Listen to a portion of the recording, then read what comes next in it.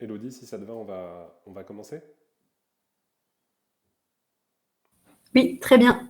Eh bien, bienvenue à tous. Je m'appelle Yvon Colombet, je suis directeur du réseau national Ceinture Verte. C'est moi qui vais animer aujourd'hui avec Élodie Blanchard ce webinaire de retour d'expérience sur les enseignements qu'on peut tirer de 4 années d'activité au sein du réseau Ceinture Verte d'installation de maraîchers sur une dizaine de territoires différents.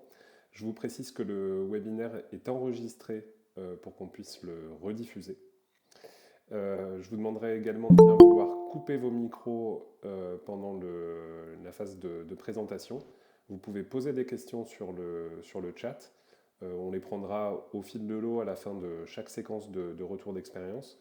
Et puis vous serez invités, pour ceux qui voudront poser des questions à la fin de la présentation, à les réactiver et à poser les questions restantes à la fin du webinaire. Voilà, mais merci encore de votre participation. Et puis je passe la parole à Élodie Blanchard qui va nous présenter le programme de ce webinaire.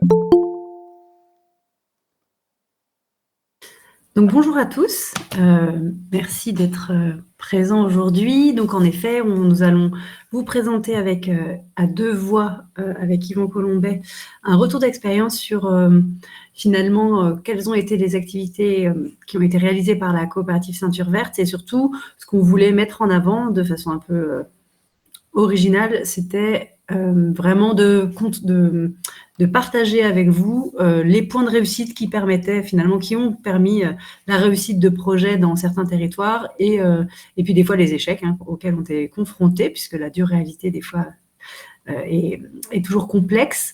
Donc aujourd'hui, je vais vous partager mon écran pour qu'on puisse voir la présentation et vous aurez plusieurs points en fait sur lesquels vous allez pouvoir poser des questions tout au long du webinaire pour que ça ne soit pas que descendant et qu'il y ait des temps de respiration aussi pour tout à chacun. Alors, je partage mon écran.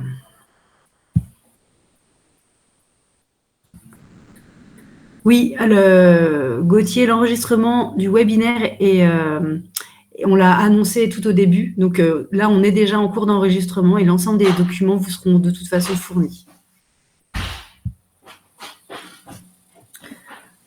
Alors, petite question, puisque moi, je ne vous vois plus. Affichage, diaporama.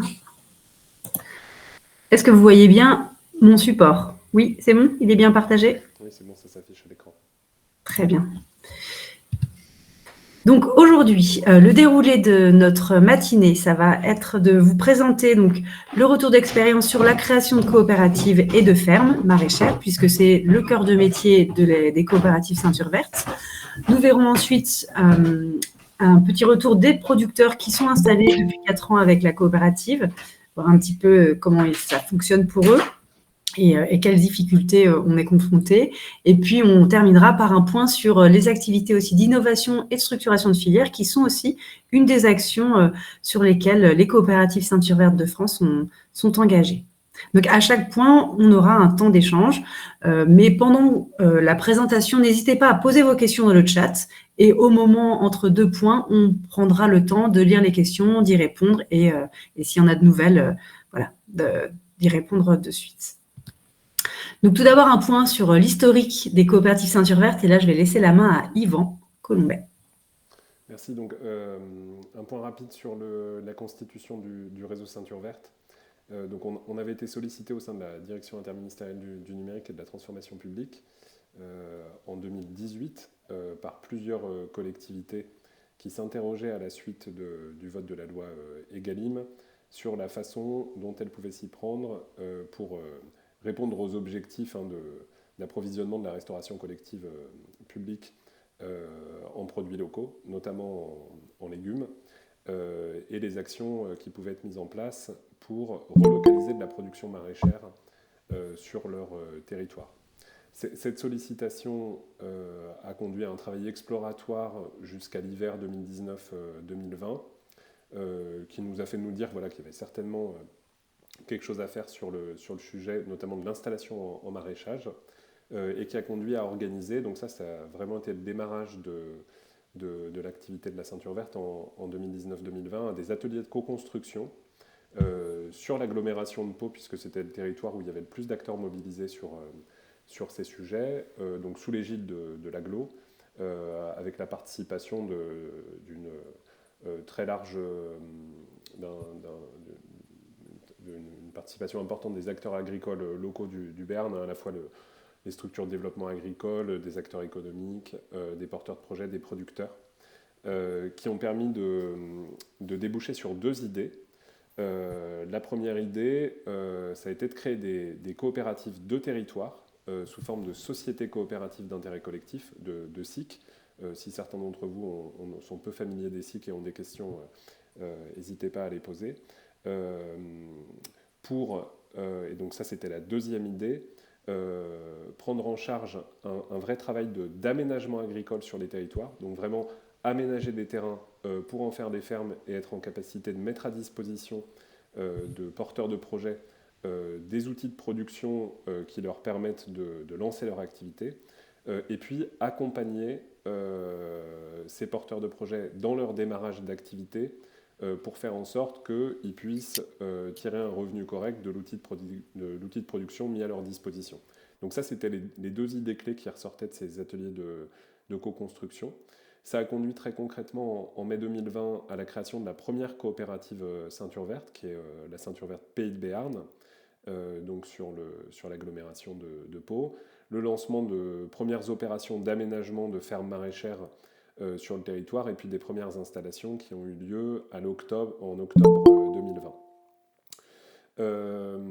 Novembre 2020, on se rend compte qu'il y a une forte recherche de solutions de la part des collectivités sur ces thématiques et que ça intéresse d'autres territoires, d'où la constitution de ce qui est aujourd'hui la tête de réseau Ceinture Verte, qui s'appelle Ceinture Verte Group au niveau national, qui a vocation à appuyer la création de coopératives Ceinture Verte sur l'ensemble du territoire.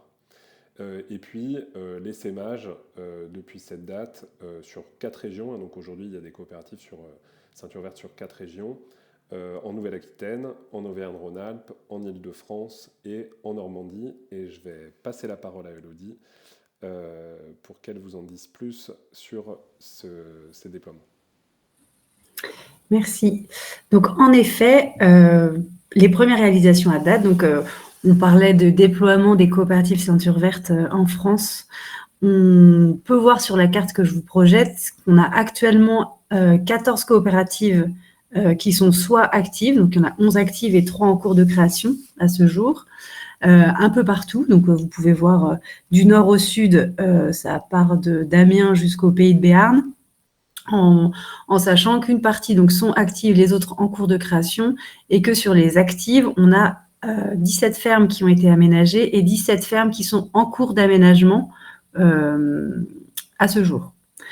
Ce qui est intéressant dans ces coopératives, comme vous pouvez le voir sur les photos qui sont jointes, c'est qu'on a un grand nombre d'associés très divers qui composent ces coopératives, puisque le but est d'associer des acteurs de l'amont et de l'aval des filières, avec à la fois, on va dire, de l'amont des lycées agricoles, des acteurs de l'accompagnement à l'installation, des structures ensuite plutôt de vente ou de distribution. On va donc trouver des transformateurs, des entreprises de restauration et aussi tout à l'aval des consommateurs. Donc, on a des habitants, des collectivités qui sont là à différents titres d'accompagnement soit à l'installation, soit aussi en tant que clients potentiels avec des cantines. Et donc, ces coopératives essayent vraiment d'associer en leur sein un grand nombre d'acteurs des filières. Comme vous allez pouvoir le voir dans la diapo suivante, même si c'est un peu petit, on a une très grande diversité d'acteurs dans chacune des coopératives. On a des agglomérations, des départements, des communes, des structures de développement agricole dont j'ai parlé de quelques-unes. Et ensuite, dans les investisseurs, on a très régulièrement le Crédit Agricole, qui est un acteur aussi indispensable pour le bon fonctionnement de l'activité des coopératives. Et on a des habitants en nombre divers. Par exemple, en Haute-Vienne, on va avoir une quarantaine d'habitants qui ont pris des parts de capital, tandis que dans d'autres, elles sont plutôt limitées à 2 ou 3 habitants qui étaient souvent liés à la filière, comme un agriculteur voilà, qui est engagé par ailleurs. Donc, on a une grande diversité et c'est d'ailleurs ça, dans les clés de réussite, qui permet aux coopératives de bien fonctionner. Le cœur de métier des coopératives, vous avez vu, c'est d'installer des fermes et des producteurs et de faire en sorte de tout faire pour concourir à leur réussite.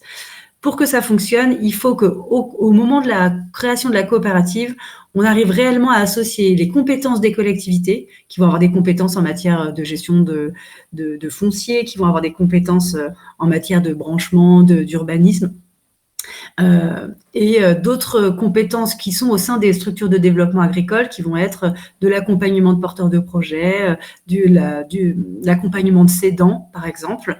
Et l'idée, au sein des coopératives, pour que ça fonctionne, c'est vraiment de réussir à faire travailler ensemble toutes ces structures pour autour du même projet commun d'installer de façon pérenne des producteurs. Et donc, ça permet en fait de dépasser les clivages politiques qu'il peut y avoir dans certains territoires selon les structures. Et l'intérêt des coopératives, quand ça fonctionne bien, c'est vraiment d'associer des structures, quel que soit leur bord politique, autour d'un même projet commun. Donc, pour que ça fonctionne aussi, la création de ces coopératives, souvent, les territoires sur lesquels on a pu aller vite, puisqu'on peut mettre entre 1 et 2 ans à créer une coopérative ceinture verte sur des territoires, c'est quand même des territoires où les besoins en matière d'installation de maraîchers ont bien été identifiés par souvent la collectivité principale. Pour que ça fonctionne bien, pour que ça aille vite, souvent, il faut que ce besoin soit partagé avec des acteurs locaux. Par exemple, avant, j'étais animatrice d'un projet alimentaire territorial sur Limoges Métropole. Le besoin d'installer des maraîchers était un besoin identifié depuis plusieurs années, partagé au sein de mon PAT avec les différents acteurs du territoire. Et quand on a proposé dans les actions de créer une coopérative ceinture verte, ça coulait de source. Voilà, c'était une solution complémentaire à ce qu'on avait déjà engagé comme action. Et c'était plus facile pour derrière créer une coopérative avec tous les acteurs du PAT. En fait, on a réussi à faire rentrer tous les acteurs au sein du projet alimentaire. Donc, à chaque fois, vous verrez sur mes diapositives, j'ai mis un petit clin d'œil sur les apports du réseau, puisque finalement, le fait que ça va faire 4 années qu'on travaille à créer des coopératives et installer des fermes, on a aussi acquis des compétences et on s'est rendu compte que, en effet, les anciens animateurs PAT, comme je pouvais être, ou des animatrices d'espace test comme ma collègue Cécile qui est en photo, c'était des avantages indéniables pour réussir à constituer ces coopératives et faire travailler ensemble ces différents acteurs, puisque c'était des acteurs avec qui on travaillait précédemment.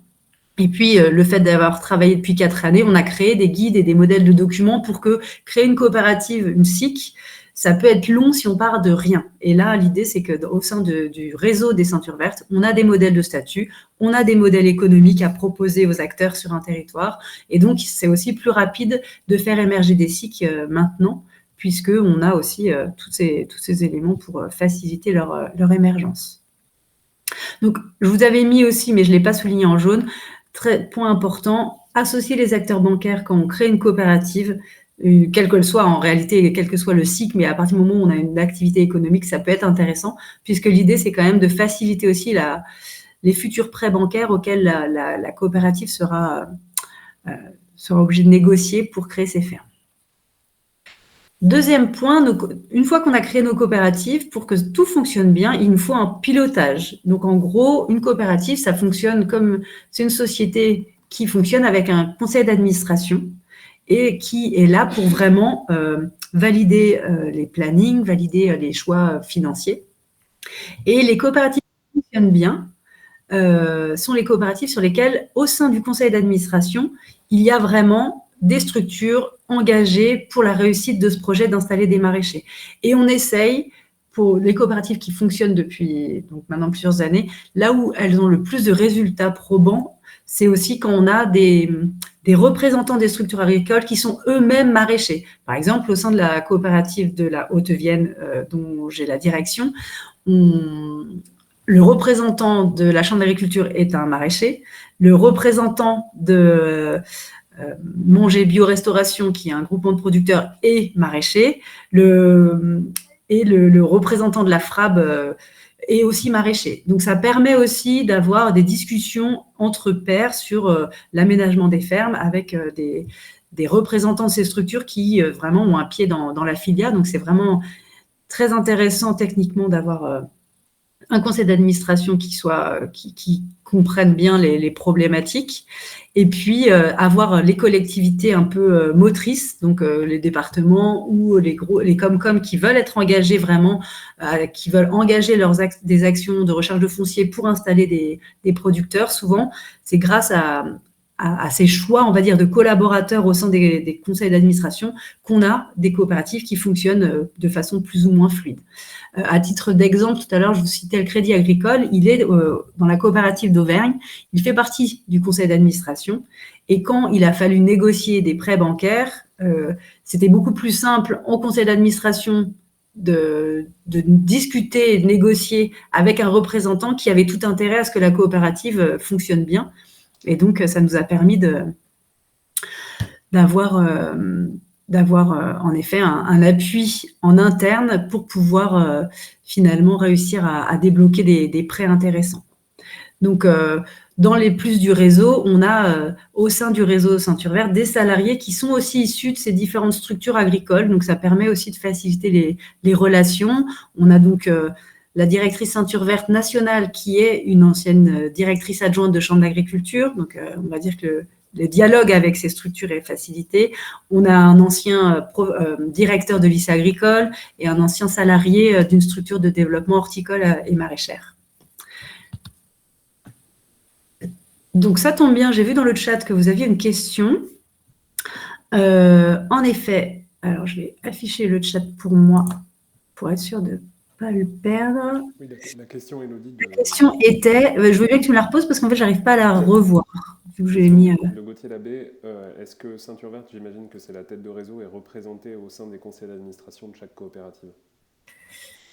Oui, en effet, la coopérative Ceinture Verte, la tête de réseau national Ceinture Verte, dont on parlait tout à l'heure, qui a été à l'initiative du modèle, a en effet, souvent, permet d'avoir un guide au tout début de nos structures. Et donc, le réseau national a toujours une part de capital dans chacune des coopératives Ceinture Verte qui sont créées en France. De rien. Est-ce qu'il y avait d'autres questions sur ces créations de coopératives et leur pilotage? Bon, après, c'est pas grave. Si les questions vous viennent plus tard, n'hésitez pas à les reposer. C'est pas rédhibitoire. Donc, ensuite, quelles sont les créations? Finalement, notre cœur de métier en tant que coopérative Ceinture Verte, c'est vraiment de créer des fermes maraîchères qui soient, on va dire, sous un modèle qui permette d'être rentable pour les personnes qui vont s'installer dessus. Notre objectif, c'est vraiment que les personnes puissent, que ça soit un modèle qui puisse permettre à des personnes de sortir un salaire, de se prendre des vacances et de ne pas être en burn-out tous les 4 matins. Et surtout, de ne pas s'arrêter avant les 5 ans, qui sont quand même souvent le cap très difficile à passer pour à moins de 5 ans. En France, c'est les chiffres à l'échelle nationale. Donc, les fermes Ceinture Verte, elles sont toutes à peu près sur le même modèle. Une ferme type, c'est 2 hectares sur lequel on va installer 1500 m² de serre, 150 m² de stockage de matériel, souvent sous type hangar ou un hangar, et 50 m² de bâtiment dans lequel on a une chambre froide et un système de nettoyage de légumes. Et on a installer tout le système primaire d'irrigation à minima et des fois secondaire sur les plus anciennes fermes. Normalement, ça doit permettre à quelqu'un de s'installer avec rapidement un salarié ou un associé, voire 2, et de se sortir un salaire très très rapidement. Donc, vous verrez les résultats économiques dans une seconde diapositive. Il nous arrive d'avoir des fermes regroupées en pôles de production, c'est-à-dire que si sur un site, on n'a pas 2 hectares, mais 4 et qu'on a suffisamment d'eau pour irriguer, on fait des fermes semi-collectives. Le budget moyen d'investissement, c'est à peu près 220 000 € par ferme, sur lesquels, en fait, la coopérative Ceinture Verte, la SIC, elle va chercher des prêts bancaires et chercher de la subvention agricole, puisqu'elle est reconnue comme structure agricole et elle peut bénéficier des aides agricoles départementales, régionales, nationales, européennes. Et en contrepartie, en parallèle de ces subventions, sur le reste à charge, elle négocie des prêts bancaires. Et pour s'équilibrer sur 25 ans, il y a une cotisation qui est demandée aux personnes qui vont s'installer sur ces fermes. Donc après, les personnes sont en location. La location à partir de la 3e année est de 750 € par mois. La 3e année, puisque les 2 premières années, on considère que les personnes sont en montée en charge de chiffre d'affaires, et donc c'est pour ça qu'on ne met pas une pression aussi forte aux producteurs, qui peuvent rester aussi longtemps qu'ils le veulent. Ils ont un bail de carrière, ils peuvent rester toute leur vie s'ils le souhaitent, mais ils peuvent surtout aussi partir quand ils le souhaitent. C'est la liberté d'entreprendre, mais aussi de changer de métier qui leur est permise. Donc la réussite, ce qu'on s'est rendu compte, c'est que pour réussir à faire ces fermes dans des conditions économiques qui ne dépassent pas les budgets, il faut quand même avoir une très forte sélectivité des sites. Et qui dit sélectivité dit beaucoup de prospection pour pas beaucoup de foncier, souvent qui coche toutes les cases. Et donc, il y a un important besoin de s'appuyer sur les différents associés pour démultiplier les canaux de recherche. Il y a besoin de faire forcément du tri cartographique.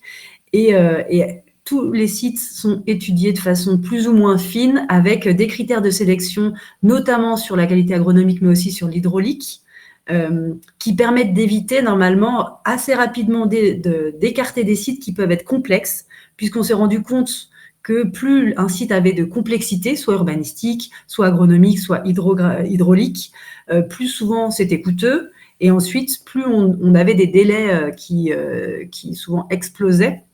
Mais on a vraiment des budgets très...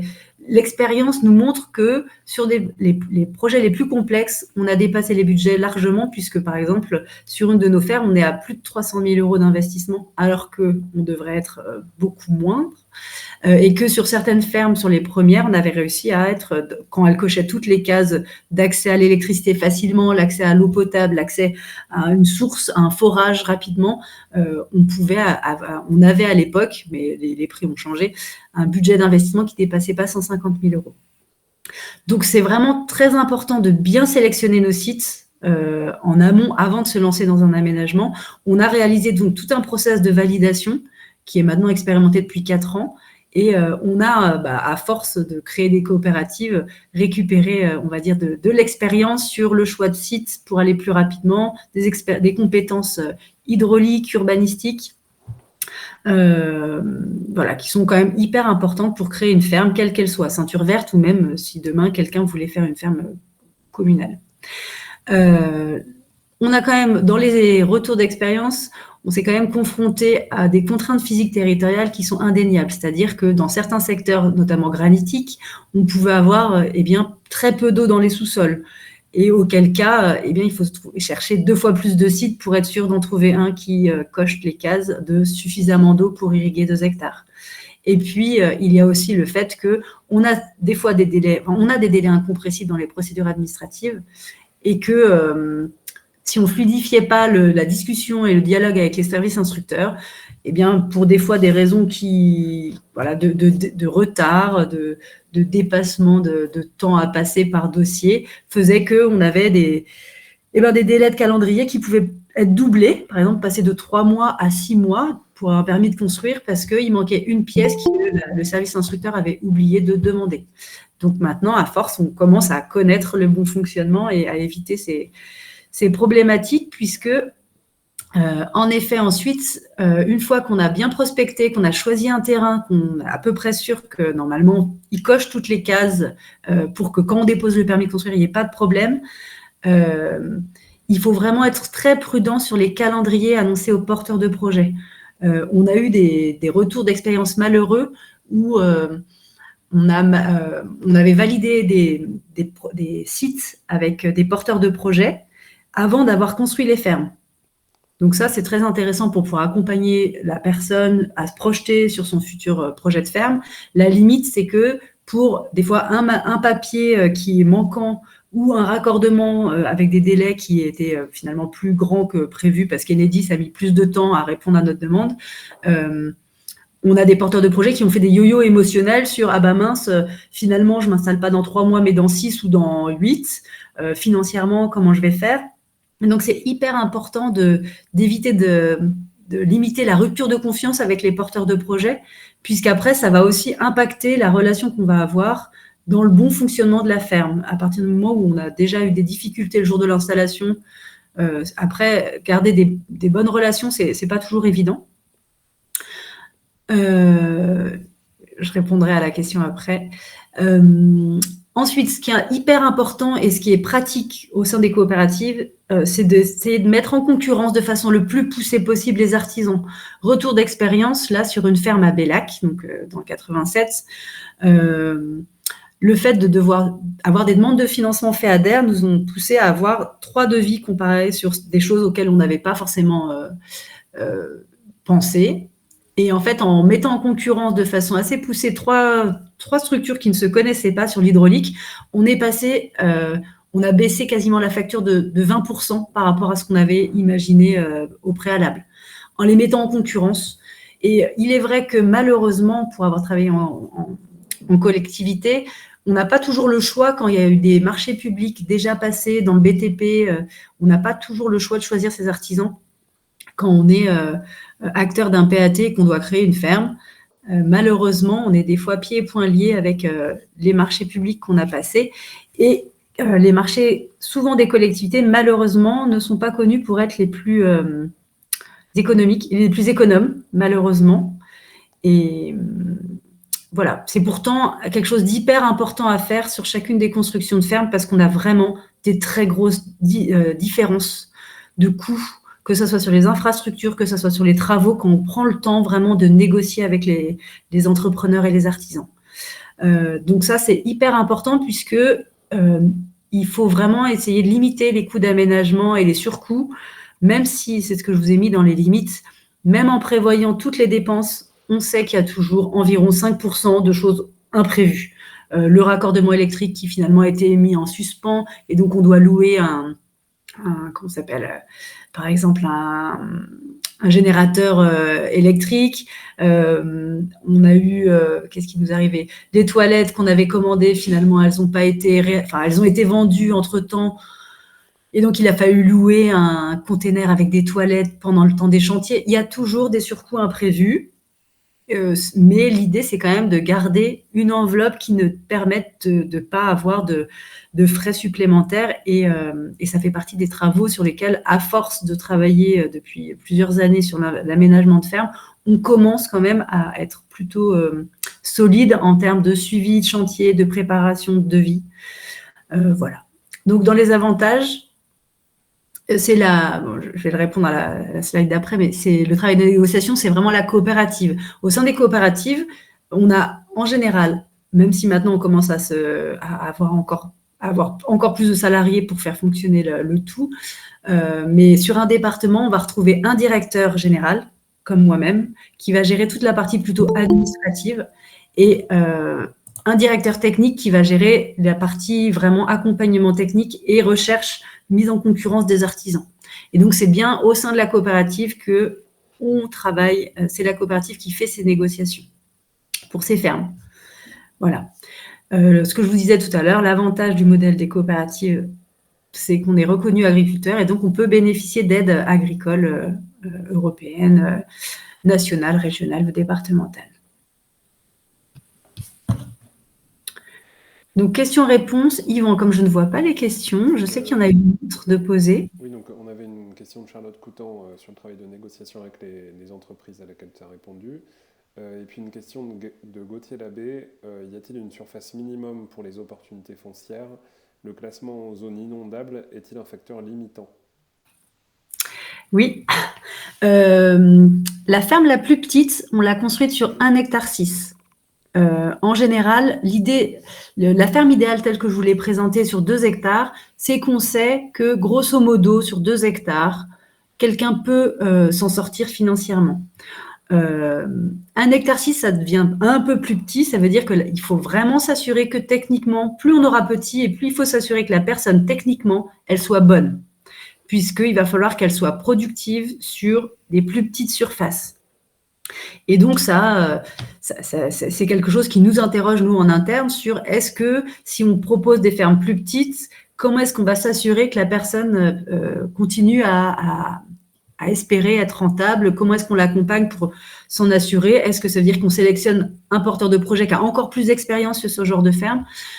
On le propose parce qu'on sait qu'il y a des porteurs de projets qui veulent plus petit que 2 hectares, mais on sait aussi qu'il faut être encore plus vigilant sur les plus petites fermes par rapport à la qualité et à l'accompagnement qu'on va pouvoir avoir des porteurs de projets sur ces surfaces. Donc, en général, jusqu'à présent, on n'est pas allé en dessous d'1 hectare 6. Voilà. Autre question, j'ai vu apparaître. On avait une question d'Agathe Ibon. Un des enjeux est-il aussi de trouver des porteurs de projets qualifiés? Comment s'assurer que ça fonctionne sur la durée?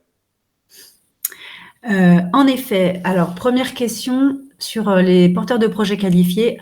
On a tout on va dire, vous le verrez sur la partie, je vais le dire et puis comme ça, ce sera plus à dire. On a un système de sélection de candidats. En gros, on fait des appels à candidature quand les fermes sont pas forcément finalisées, mais en cours de finalisation. Et on demande aux candidats de présenter leur expérience, présenter un projet réel de mise en production, en fait, en gros, la même chose que ce qu'ils devraient présenter normalement quand ils font leur projet pour l'installation au niveau économique. Donc, ça nous permet de voir s'ils ont déjà des compétences, s'ils ont une logique théorique.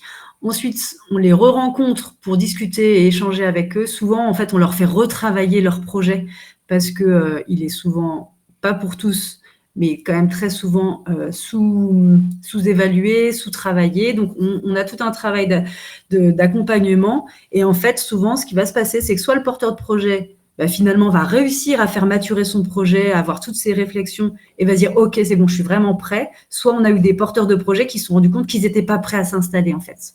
Et donc, on a rebasculé selon les étapes, soit tout au début, au premier entretien, soit après le 2e ou 3e entretien, des porteurs de projet, soit vers, finalement, une formation pour ceux qui vraiment sortaient de nulle part, soit un espace test agricole parce qu'on considère que c'est un super tremplin, soit du salariat. Avant de leur dire vous faites ça et après vous serez mûr et mature pour vraiment être solide dans votre installation. Et donc après sur la question de et dans la durée, comme ça veut dire beaucoup de choses, est-ce que vous pourriez repréciser exactement, vous pouvez même ouvrir votre micro juste pour me repréciser exactement ce que vous entendez par cette question-là? Ouais, c'était en fait ma question c'était surtout comment vous faites pour réussir à trouver ces porteurs de projets qualifiés, parce que j'ai l'impression que c'est pas toujours évident. Mais a priori, via vos appels à projets, j'ai l'impression que ça, a priori, ça fonctionne bien via le réseau, etc. Et après, sur la durée en soi, c'était comme vous parliez du fait que effectivement 50% des maraîchers s'arrêtent au bout de 5 ans. En fait, il y a pas mal de porteurs de projets qui se lancent et qui sont pas issus du milieu agricole et qui se rendent compte de la difficulté du métier. Et en même temps, j'ai l'impression qu'ils sont bien accompagnés dans le cadre des projets Ceinture Verte, mais voilà, est-ce que vous avez cet enjeu en fait de suivi sur le long terme, aussi de respect des pratiques, etc. Oui, tout à fait. Pour le premier point sur les candidats, on ne va pas se mentir, hein, il y a des années qui sont très creuses, des moments de l'année qui sont très creux, des moments où on a plus de candidats. Là, il y a eu, on va dire, un mois précédent Noël qui était plutôt favorable, mais 3 mois avant, j'aurais pu vous dire que c'était très, très compliqué de trouver des candidats.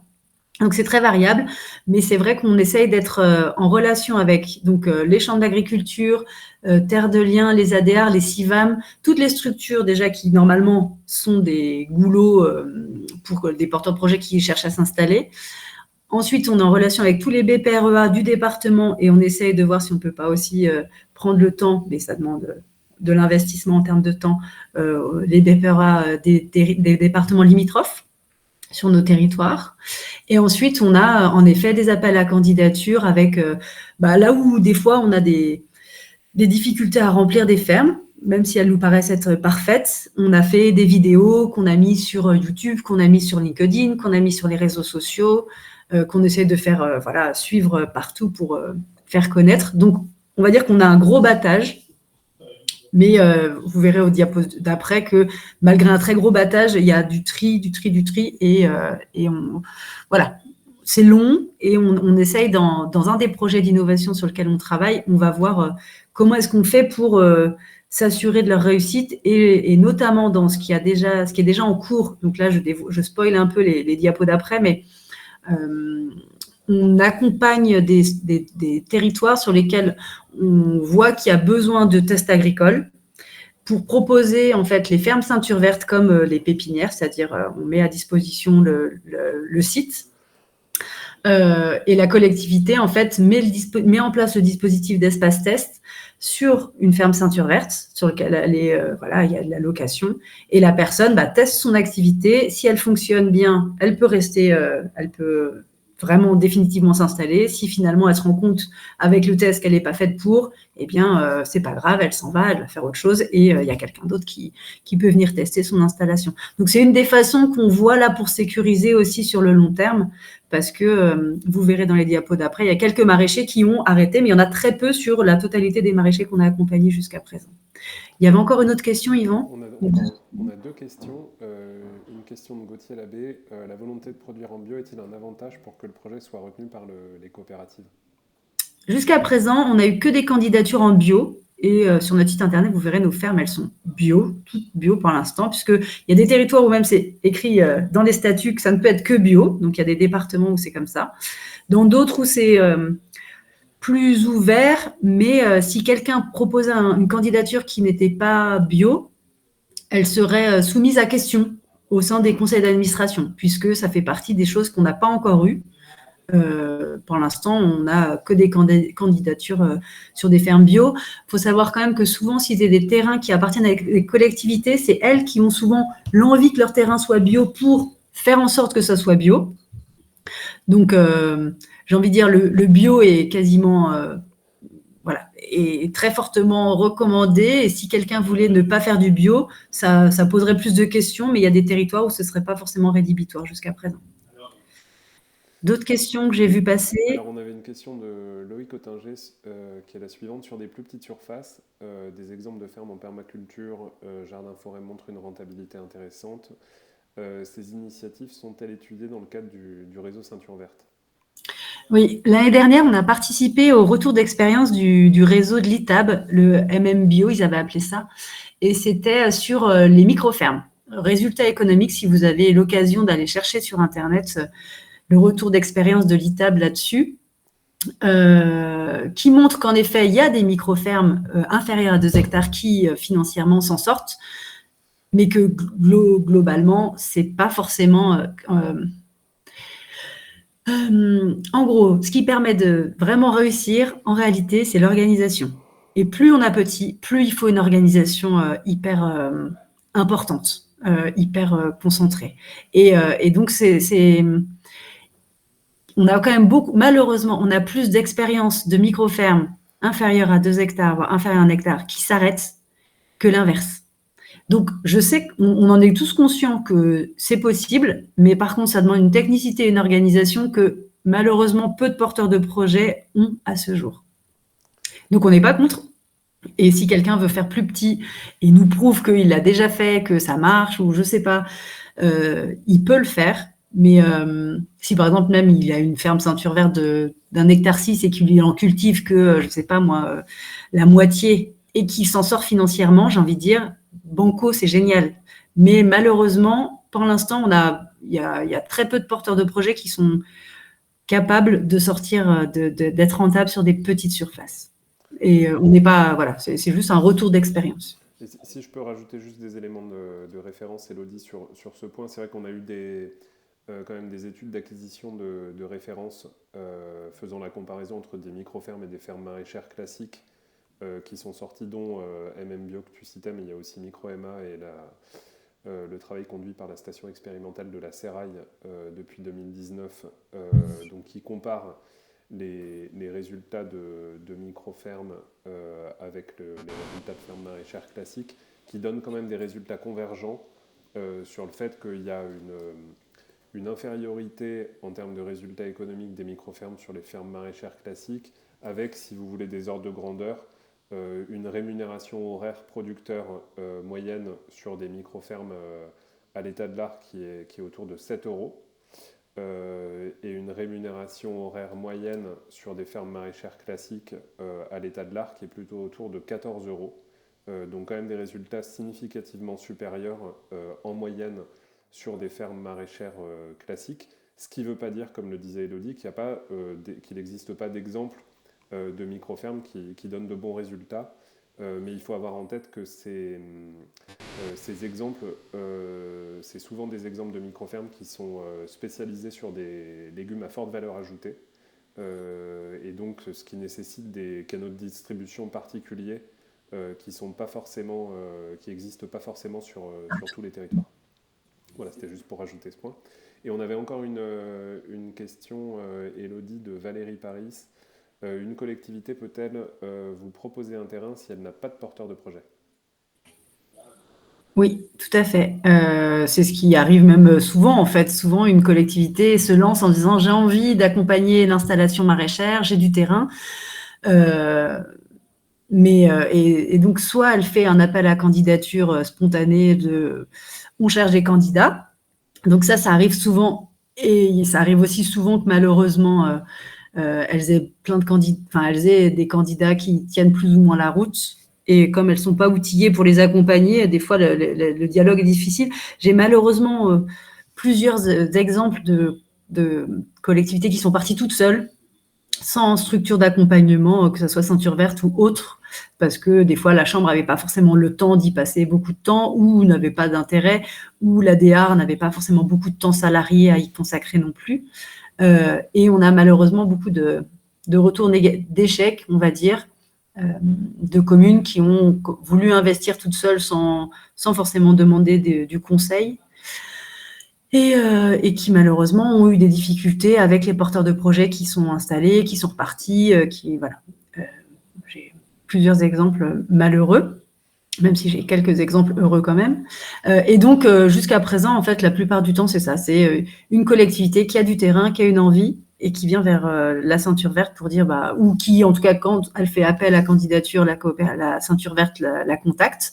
Juste avant, 10 minutes avant la visioconférence, j'étais avec la commune de Soudeilles, qui est en Corrèze, qui vient d'acheter 8 hectares, qui veut installer des maraîchers et d'autres types d'agriculteurs et qui a fait un appel à candidature sans candidat.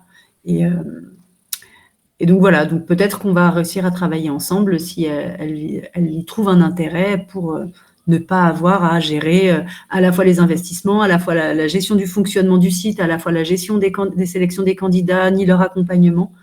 Ça peut être vraiment L'idée, c'est que la coopérative, elle apporte un outil pour répondre à ces demandes de collectivité. Il y a quelqu'un qui a levé la main. Tout à fait. Oui. On va vous laisser prendre on va prendre la question. Et puis ensuite, Élodie, on continuera. Sur l'accompagnement. Oui, bien sûr. Je pense qu'il risque d'y avoir pas mal de questions sur lesquelles il y aura des Oui. réponses ensuite. Oui, bonjour à tous. Je voulais juste poser une petite question. Donc, Thomas Soulier de Roumoissène, excusez-moi, j'arrive avec un petit peu de retard, je n'ai pas entendu le début. Mais au niveau de la commercialisation, comment aidez-vous les agriculteurs qui sont membres de la Ceinture Verte? Est-ce que vous leur trouvez des débouchés? Parce que là, si j'ai bien compris, la Ceinture Verte est plus une coopérative qui aide les porteurs de projets à s'installer, pour faire court. Pour moi, une coopérative, c'est plus dans la commercialisation, si je puis dire, normalement, et comme d'autres coopératives qu'on peut voir dans d'autres secteurs agricoles. Est-ce que vous aidez, parce que je crois beaucoup, notamment pour la viabilité des projets, qu'ils aient un écosystème et notamment des circuits de commercialisation pour les aider, je dirais, à se développer. Donc, est-ce que vous les aidez dans ce sens? Merci. Vous avez tout à fait raison. Je pense aussi que dans beaucoup de territoires, le débouché va être un appel d'air pour installer de façon pérenne et durable des porteurs de projets, ou même déjà, on va dire, conforter ceux qui sont déjà installés dans le temps. Donc, sur les premiers territoires sur lesquels on a installé des coopératives, ce qui s'est souvent passé, c'est que soit la Chambre d'agriculture, soit des groupements ont lancé une étude d'opportunité des débouchés. En Haute-Vienne, j'ai on va dire, obtenu suite à ce travail de 6 mois avec un stagiaire, toute une liste de clients potentiels qui étaient intéressés pour acheter des légumes si un maraîcher s'installait. Et le premier maraîcher qui s'est installé a pu appeler, passer des coups de téléphone et a trouvé 3 restaurants pour écouler sa marchandise facilement. Sur d'autres territoires qui sont peut-être moins attractifs et qui, pareil, du fait qu'on se pose la question de la commercialisation, on est en accompagnement de la collectivité pour travailler sur quels seraient les débouchés potentiels qu'on pourrait développer, puisque souvent, en fait, il y a déjà de la vente de légumes, mais la question, c'est comment est-ce qu'on intercepte ces clients pour leur faire acheter des légumes locaux. Et donc là, il n'y a pas de solution miracle. Des fois, ça s'adapte ou pas à des territoires. Il y a différentes façons d'y répondre. Et donc, on a des projets d'accompagnement à la commercialisation sur les territoires où les Comcom ont des besoins, où il y a des groupements de producteurs qui ont des besoins. On s'était aussi dit, notamment dans le Béarn, puisque c'est la première coopérative, c'est elle qui a 8 fermes en activité depuis donc maintenant bientôt 4 ans. Et ils ont commencé à monter un projet sur des commercialisations groupées, collectives, avec des casiers réfrigérés. Donc, il y a eu un travail d'expérimentation de ces casiers pour essayer de voir si ça pouvait être une solution complémentaire pour ouvrir des débouchés auxquels les producteurs n'avaient pas accès. Donc, c'est quelque chose qui est en réflexion sur chacun des territoires, en fonction des besoins, en fait, au sein du conseil d'administration ou des autres sociétaires qui ne sont pas au conseil d'administration. Si on estime qu'il y a un vrai besoin de réfléchir à la commercialisation, eh ben, la coopérative, dans ses statuts, elle peut travailler à cette question, à la fois soit en termes d'études déjà, et ensuite en termes d'accompagnement de groupe. Et même s'il y a besoin de créer une activité, une branche d'activité liée à la commercialisation, les coopératives peuvent le faire, les coopératives Ceinture Verte peuvent le faire, mais ça va vraiment dépendre du besoin du territoire, de la volonté des acteurs qui composent la coopérative de créer cette opportunité de déboucher. Voilà. Okay. J'ai peut-être une dernière question avant de passer, parce qu'en fait, il y a plein de questions là auxquelles je réponds qui vont être qui dévoilent un peu la suite. Oui, on avait une question de Charlotte Coutan qui porte sur le foncier. La collectivité loue-t-elle le foncier à la coopérative ? Oui, alors dans le fonctionnement, en effet, soit la coopérative achète du foncier, soit elle loue du foncier avec un bail amphithéotique, ce qui lui permet, une fois qu'elle a fait déjà de faire des infrastructures avec des garanties d'hypothèque dessus, puisqu'elle est quasi propriétaire une fois qu'elle a un bail amphithéotique. Et ensuite, elle fait de la location avec un bail, ce que je vous disais, un bail de carrière aux porteurs de projets qui sont installés. Ça permet juridiquement d'être calé. Pour la question suivante, peut-être qu'on peut attendre d'être passé sur les collectivités, enfin sur la dernière partie. En moyenne, combien de temps pour une installation depuis la prise de contact ? En moyenne, j'ai peur de dire une bêtise, mais je dirais… en fait, ça va dépendre si la ferme existe ou pas. Si la ferme existe tout de suite, j'ai envie de dire, c'est le parcours à l'installation classique. Donc, en général, ça dépend de l'avancée du porteur de projet dans ses parcours, s'il a fait ses formations ou pas. Mais ça peut varier de 6 mois à 1 an, j'ai envie de dire. Je vais passer au… Élodie, juste sur ce point, parce que c'est intéressant d'avoir quand même des ordres de grandeur sur les délais en tête. Variable, ouais. Dans le processus qu'on suit sur les différents territoires, il y a 2 phases qui sont distinctes. Il y a la phase de création de la coopérative, donc ça, Élodie l'a dit, ça peut prendre entre 6 mois et 1 an et demi, en fonction de la mobilisation des acteurs du territoire et des discussions à conduire. Et puis ensuite, il y a les phases d'aménagement, où là, on a des délais variables qui peuvent varier de 3 mois à plus d'1 an pour des sites qui sont complexes à aménager. Ensuite, le délai d'installation du porteur de projet, il peut être très rapide une fois que la ferme, une fois que les fermes sont aménagées. Je propose qu'on réserve peut-être les questions d'Amandine Macario pour la fin. Et en revanche, on avait une dernière question de Charlotte Coutan à laquelle je peux peut-être répondre pour que ça aille plus vite. Peut-il y avoir des contraintes environnementales dans les baux ? tout à fait, il peut y avoir des contraintes environnementales à la fois dans les baux amphithéotiques qui sont signés par les coopératives Ceinture Verte avec les propriétaires, notamment les propriétaires publics.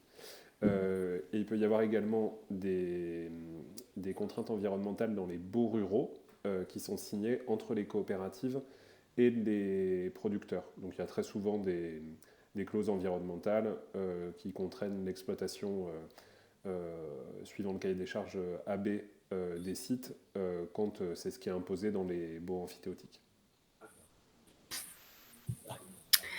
Donc ensuite, au niveau du retour d'expérience des maraîchers installés, donc là, vous avez quelques photos de couples de maraîchers ou de binômes de maraîchers qui étaient mis en GAEC ou de maraîchers indépendants. Donc chacun a son statut en fonction de ce qu'il a choisi, puisqu'il n'est que locataire de la coopérative. Et donc là, la précision, c'est qu'ils ont un bail de carrière et un contrat de location, puisqu'ils ont accès donc, aux infrastructures et à la prestation d'accompagnement. Et ça, c'est sous forme de contrat de location. Quelques résultats. Donc, je ne vais pas rentrer dans le détail, mais ce qu'il y a à retenir, puisque vous pourrez regarder le diaporama plus tard, c'est qu'on a, donc, à partir de la 2e année d'exploitation, en moyenne pour les maraîchers mécanisés, à peu près 47 000 € de chiffre d'affaires. Ce qui correspond, là, je vous ai fait un exemple pour comparer un petit peu ces chiffres avec d'autres résultats économiques d'autres fermes ailleurs en France, mais de taille similaire. Donc là, je vous ai pris un exemple de la fermoscopie réalisée en Dordogne, enfin dans le Périgord. Et donc, le chiffre d'affaires, la moyenne de 47 000, c'est à peu près la moyenne des chiffres d'affaires de producteurs qui ont plus de 7 ans d'installation. C'est-à-dire qu'on a très rapidement, en tout cas pour les maraîchers qui sont mécanisés, puisqu'on n'a pas que des maraîchers mécanisés sur nos fermes, on a aussi des très peu mécanisés, voire pas mécanisés du tout. On a des chiffres d'affaires qui sont significativement accélérés, puisqu'ils accèdent très rapidement à des chiffres d'affaires très intéressants, équivalents à des fermes qui ont passé le cap des 5 ans sur des fermes maraîchères bio similaires. On a donc des fourchettes qui sont variables entre mécanisés et peu mécanisés, et on se rend compte qu'on a quand même une différence significative de chiffre d'affaires entre ceux qui sont mécanisés et qui sont dès la 3e année, on a des résultats qui sont autour de 70 000 € de chiffre d'affaires, alors qu'en mécanisé, on est plutôt aux alentours de 25 000 – 30 000 € de chiffre d'affaires. On a des revenus disponibles dès la 2e année pour nos exploitations. Donc, des fois, vous verrez, on a écrit 0 € parce que soit on n'avait pas la donnée, soit on n'était pas du tout sûr du chiffre, parce que ça arrive des fois qu'on n'a pas les mêmes comptabilités. Et donc, ce qu'on se rend compte, c'est qu'on a réellement des trajectoires qui sont significativement supérieures à la trajectoire d'installation habituelle. Et au-delà du chiffre financier, j'avoue, ce qui m'intéressait, moi, quand j'ai voulu monter la coopérative Ceinture Verte sur mon territoire, c'était que au-delà de cette question financière, il y ait aussi m'assurer que ces fermes-là, elles soient socialement intéressantes. Dans le sens, je voulais vraiment que les porteurs de projets puissent avoir des week-ends, des jours fériés, qui ne soient pas là 100 heures par semaine. Et on constate que la plupart, si ce n'est tous, de nos producteurs installés ont des congés, arrivent à se prendre des congés dès la 2e année, ce qui est quand même pas rien. Et c'est aussi le fait de les pousser à être rapidement avec un salarié ou un associé.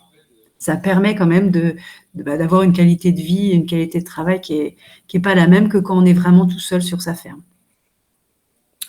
Retour d'expérience, donc ce que je vous disais tout à l'heure, c'est qu'en effet, on a accompagné depuis 2021 200 porteurs de projets. Enfin, on en a rencontré 200. On en a accompagné sur leurs projets 60 et il y en a 16 qui sont installés.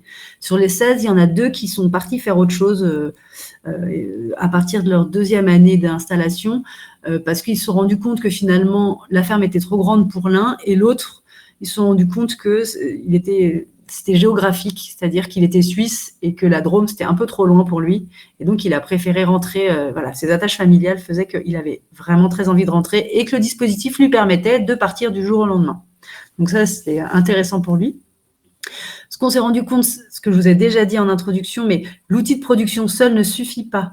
Nos porteurs de projets, ce qu'on a déjà évoqué, mais beaucoup arrivent avec un rêve de produire des légumes, et un idéal, mais peu sont matures sur leurs projets, notamment économiques. Et donc, il faut vraiment un accompagnement déjà de la sélection, mais ensuite un accompagnement le plus poussé possible. Et donc, on a un accompagnement individuel entre 50 et 70 heures avec un conseiller technique et un tuteur pour s'assurer de la réussite de nos porteurs de projets. Parce que c'est pas gagné. Même avec une Rolls-Royce, si on n'a pas le permis de conduire, on va pas très très loin. Tout à l'heure, j'ai mis sur la slide qu'en effet, on pouvait avoir, certains avaient besoin d'aide pour trouver des débouchés, auquel cas on pouvait y travailler de façon diverse. Mais là, pareil, on travaille avec les acteurs locaux. Donc, des fois, il y a des territoires où les chambres d'agriculture ont déjà travaillé à répertorier l'ensemble des circuits courts de commercialisation. Ils ont des fois des pôles de transformation. On a des collectivités, par exemple à Poitiers, où je travaille aussi, qui sont en train de monter un atelier de transformation pour fournir la restauration scolaire. Et donc, on a prévu d'être des pourvoyeurs de légumes pour cette restauration scolaire. Alors, si je ne me trompe pas de mémoire, puisque j'ai vu passer la question, on n'est pas une structure, les coopératives ne sont pas des structures publiques, elles ne vendent pas, comme vous avez pu voir, mais même si elles vendaient, on est une structure privée, et nos producteurs sont des structures privées indépendantes. Et donc, elles ne dérogent pas aux règles des marchés publics. Il faut de toute façon avoir un accompagnement des collectivités sur comment monter son marché, comment utiliser des fois les plateformes agri-locales. Et nous, en parallèle, accompagner nos producteurs pour savoir comment répondre, soit groupés, soit seuls au marché, quand on passe par des marchés, quand on n'est pas de gré à gré. Donc, il y a des choses qui sont faites pour fournir les cantines, mais ça dépend aussi du travail des partenaires, des collaborateurs pour faciliter la mise en marché et la mise en vente au sein des cantines. Voilà. Les collectivités qui sont très, très motivées, forcément, ça va être facilitant. Les collectivités qui sont motivées, mais qui sont déconnectées de leurs acheteurs, ça va être plus complexe. Je pense aux départements, notamment, qui ont, pour tous ceux qui ne font pas d'achat groupé et qui ont dans chacun des collèges un acheteur indépendant qui choisit lui-même ce sur quoi il va aller, qui fait son marché tout seul.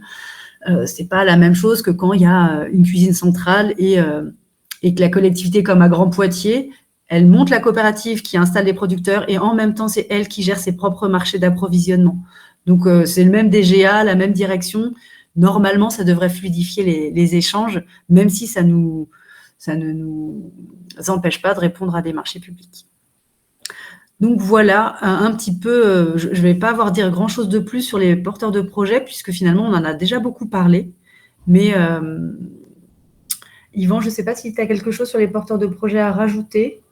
Non, peut-être juste donner un élément de contexte sur les dispositifs d'accompagnement qui sont mis en œuvre aujourd'hui après l'installation, puisque comme tu le disais, Élodie, c'est vraiment un point clé au vu des profils des porteurs de projets qui sont souvent hors cadre familiaux et qui, même s'ils ont suivi des formations type BPREA et acquis un peu d'expérience, ont vraiment besoin d'un accompagnement technique pour conduire leur système de production de manière efficace. Aujourd'hui, les dispositifs d'accompagnement qui sont mis en œuvre par les coopératives après l'installation sont assez homogènes dans les différentes coopératives.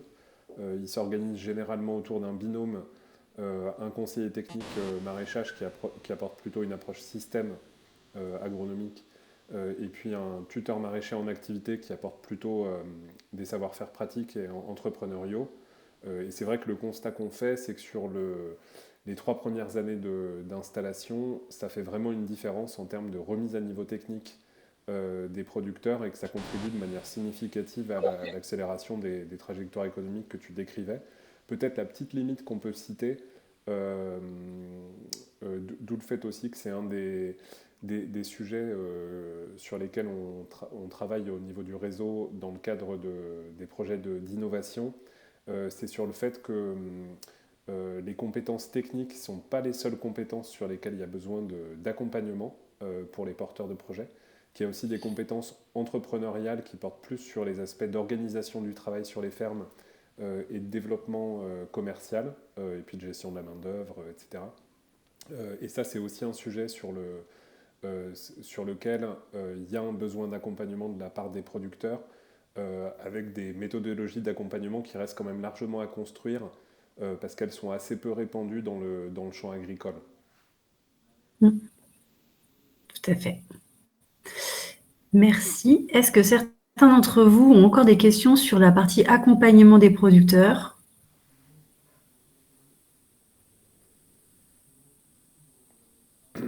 Bon, j'en ai pas j'ai pas de retour particulier. Est-ce que c'était bien la question des marchés publics tout à l'heure? J'ai bien répondu, Yvan, parce que j'avais plus la question sous les yeux. Tout à fait. Ok. Donc, dernier point, ce que je vous indiquais tout à l'heure, c'est que notre cœur de métier, c'est bien d'installer des producteurs et d'installer des fermes et d'accompagner des producteurs à l'installation sur ces fermes-là.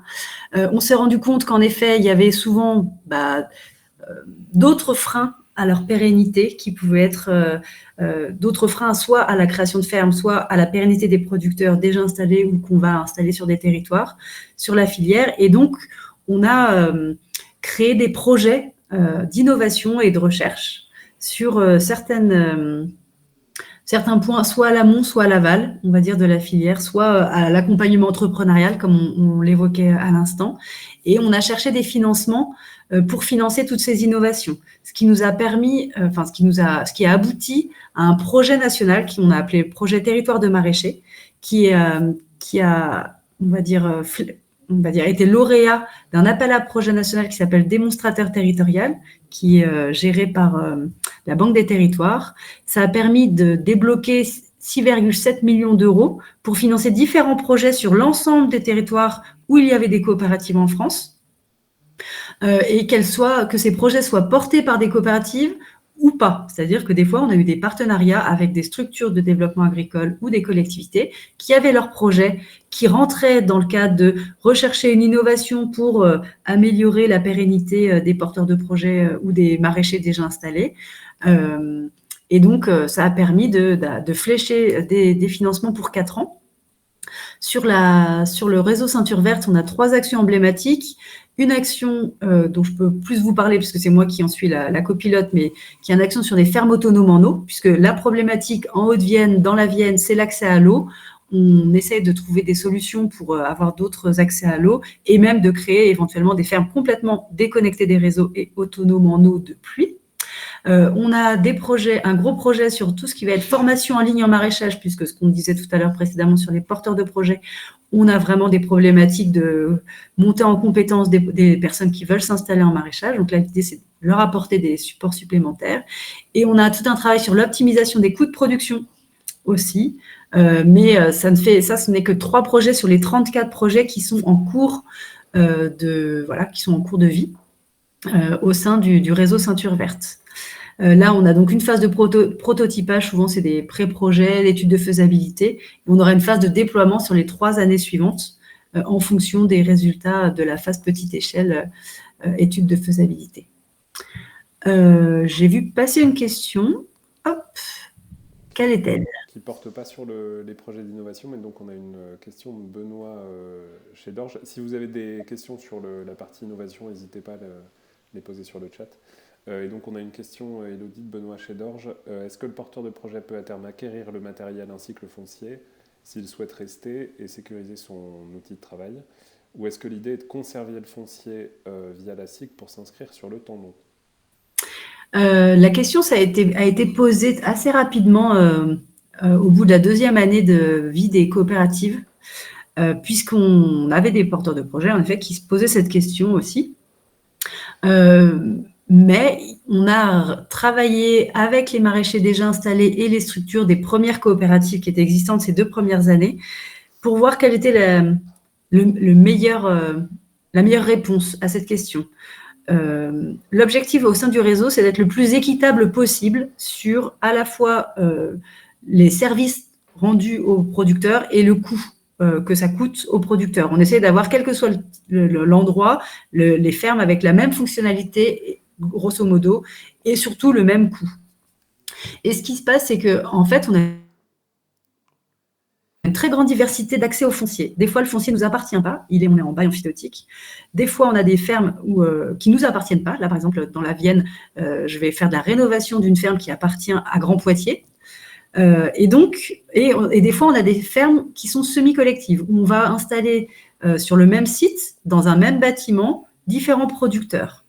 Et en fait, dans ces particularités-là, donc qui ne sont pas des fermes individuelles où la SIC est on va dire, propriétaire de l'ensemble, foncier et bâtiment. En fait, dans tous ces cas-là, les agriculteurs qui sont installés ne pourront jamais devenir propriétaires. Et donc, on s'est dit que pour une raison d'équité pour l'ensemble des producteurs, on allait trouver une façon de ne pas devenir, in fine, propriétaire de l'ensemble, puisqu'il y a beaucoup de maraîchers qui ne pourront jamais le devenir. Mais par contre, on s'est dit que plutôt que de capitaliser sur leur outil de travail, ce qui est la logique habituelle, on va dire, qu'on a dans les fermes agricoles la plupart du temps, les porteurs de projets qui sont installés avec la ceinture verte vont capitaliser sous forme de prise de part de capital. Et en fait, dans le loyer, dans la cotisation mensuelle des 750 €, il y a 150 € qui sont des équivalents de part de capital. Et comme ça, plutôt que de dire je capitalise dans la ferme et si je m'en vais un jour, je la vendrai, s'il en devenait acquéreur, l'idée c'est que tout le monde puisse être monté, on va dire, en son capital, quel que soit le type de ferme auquel quel que soit le type de ferme qu'il a à disposition. Et donc, pour l'instant, il n'y a aucune ferme ceinture verte qui est normalement mise en vente ou avec cette vocation d'être mise en vente. Donc là, il y a le côté équitable pour tout le monde. Et après, au-delà du côté équitable, il y avait aussi cette question de est-ce que nous aussi, comme Terre de Liens, on pense que pour pérenniser le foncier, pour pérenniser l'action publique qui a été mise dessus, est-ce que ça ne vaut pas le coup que les fermes restent dans le giron des coopératives ceinture verte pour assurer un renouvellement plus facile? Moi, personnellement, je trouve que c'est une très bonne idée parce que le renouvellement des générations, c'est pas pour rien qu'on y travaille tous depuis très longtemps et que la propriété, c'est quand même pas forcément la meilleure solution pour, on va dire, renouveler facilement les générations. Mais ça n'a pas été resoumis à conseil d'administration. Enfin, en tout cas, si un jour la question se reposait, ce serait un cas particulier qui serait posé dans un conseil d'administration d'un territoire particulier.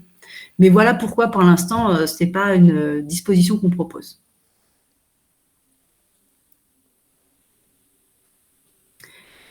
S'il n'y a pas d'autres questions, je vous propose de passer à la suite. Et donc là, c'est maintenant qu'on a vu, vous avez pu voir le panel des activités réalisées par les coopératives ceinture verte et j'espère en apprendre un peu plus sur à la fois le cœur de métier et les autres actions d'innovation. Je vais laisser la main à Yvan, puisque là, c'est plutôt, on va dire, un retour vers vous, qui êtes des territoires qui avaient peut-être des besoins. Oui, peut-être je vais en profiter du coup, Elodie, là, pour cette slide de conclusion, en expliquant donc la tête de réseau, il y a une quinzaine de salariés. Elle a vocation à appuyer les territoires et les coopératives qu'ils souhaitent dans la mise en œuvre de leurs activités. Donc il y a à la fois des agronomes, des conseillers techniques, des responsables de projets. Et elle a vocation à intervenir à la fois à la création des coopératives en appui, en réponse à des besoins spécifiques, et dans la vie des coopératives, dans la conduite des projets d'aménagement. Donc elle intervient, je réponds du coup à la question d'Amandine tout à l'heure qu'on avait réservée en prestation de services, soit pour les territoires, soit pour les coopératives. Pour 2025, on a la capacité en termes de ressources humaines d'accompagner entre 3 et 5 territoires qui seraient intéressés pour créer des coopératives ceinture verte ou conduire des projets similaires de relocalisation alimentaire. On est organisé en 2 phases. D'abord une phase exploratoire. Donc si vous avez soit le souhait d'approfondir le retour d'expérience sommaire qu'on a fait sur des sujets particuliers, soit de discuter du contexte local dans lequel vous êtes, la dynamique d'installation, les dynamiques de marché, les mobilisations d'acteurs locaux dans la perspective de la création d'une coopérative ceinture verte. Vous pouvez nous solliciter pour organiser des entretiens d'approfondissement. Donc vous retrouverez le lien de prise de rendez-vous dans la slide, et sinon vous nous contactez soit Elodie, soit moi. Et ensuite, on peut mettre en place une phase d'appui opérationnel pour les territoires qui souhaiteraient aller plus loin. voilà pour l'essentiel. Peut-être on a répondu aux questions au fil de l'eau, mais s'il y a des personnes qui ont encore des questions, elles peuvent lever la main et les poser directement à l'oral pour qu'on puisse y répondre.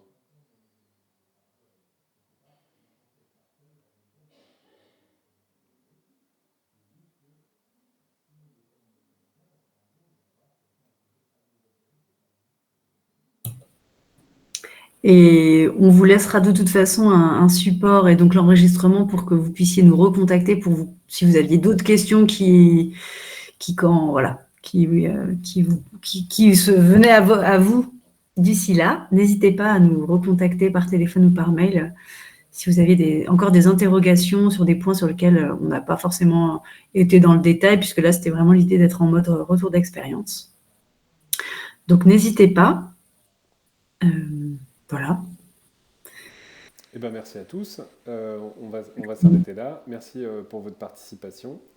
Et puis, on vous fera passer le support de présentation et le replay de la vidéo par mail. Merci à tous. Bonne fin de journée. Bonne journée, au revoir.